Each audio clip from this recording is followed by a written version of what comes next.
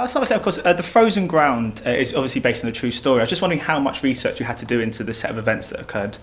I did a ton. I got to spend a weekend with the woman my character is based off of, Cindy, and just pick her brain. I got to know her earliest memories to where she's at now, as well as hang out with Sergeant Halcombe, the real guy, and he played me tapes that he had of Cindy's confessions, and he took me around to where Robert Hansen's house was, the killer, and I read up on him, a lot of research. I went to strip clubs to study the dancers and hang out with them and get inside of their heads a little bit, learned how to be a survivor. It must have been so fascinating. I mean, because this story is incredible itself, but to know that this happened to real people and to actually have the chance to meet them, I mean, that must have been amazing for you. Yeah, I mean, it was amazing not having to build a character from the ground up. I mean, there was already so much there to pick from and put into the character, and I loved it. I mean, it was a lot of fun. I got to just bring it to life. I was just wondering as well, was there a bit of an added pressure on you in terms of your performance, knowing that you were portraying a real person who was actually going to be able to watch you sort of in action? I mean, I think I found it a bit empowering because my character is normally someone people might look down on. So I got to bring light to her and try to give her a lot of character and just a loving person. So it was fun. Of course, the character's 17 years old in this, and you're playing a 16-year-old in Give Me Shelter. Yeah. It must be quite great for you that knowing that you still look youthful enough to be offered these roles. I know, I love it. I'm one person who doesn't age. I look at pictures I've seen pictures recently of me when I was like 16, 17, and I look the exact same.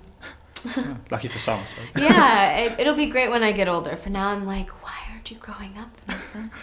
What with this and Spring Breakers? I mean, they're two quite daring roles for you to choose. I was just wondering if you were sort of consciously trying to sort of get rid of that, not get rid, but move away from that kind of wholesome image that you had from the kind of the Disney years. I find it fun shocking people. I like transforming myself and make people try to search for where I am in the movie. And I like mixing it up. I get bored quite quickly, so I wanted to try something new, and heavy roles like this don't come around that often, and it's something that you really get to sink your teeth into and put a lot of work into, and it's fun, it's enjoyable. And the film, it gives off a really cold atmosphere because obviously the whole setting and stuff is quite chilling. How cold was it to shoot? It was really intense. I remember one night there was this wind blowing, and with wind chill it was about -30. And after I did the scene, I was afraid that my toes had been frostbitten because I couldn't feel them. I mean, obviously you're working alongside John Cusack and Nicolas Cage, who are two very, hugely fascinating actors, and they give a great kind of unpredictability on screen. What were they like to work with? They were incredible. I couldn't have asked for more amazing people to work with. Their body of work is so impressive to begin with, and I got to set and was a bit nervous, but they were very giving and really just took things to places I wasn't expecting. So they kept me on my toes, and I loved that.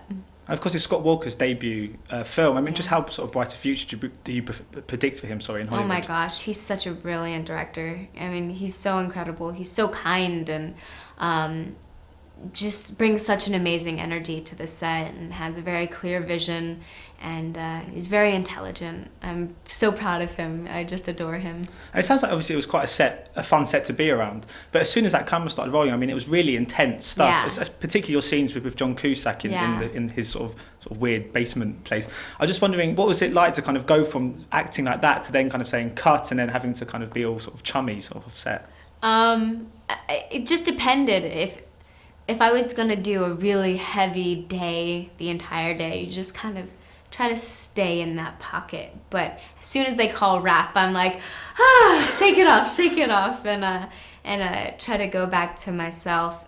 It's kind of not the hardest thing in the world when you're in it. It's when you're done completely with the movie and you go home and you look in the mirror and you still see that person, that it can be a bit challenging to find yourself again. Thank you so much. Thank you. Much appreciated. Yeah.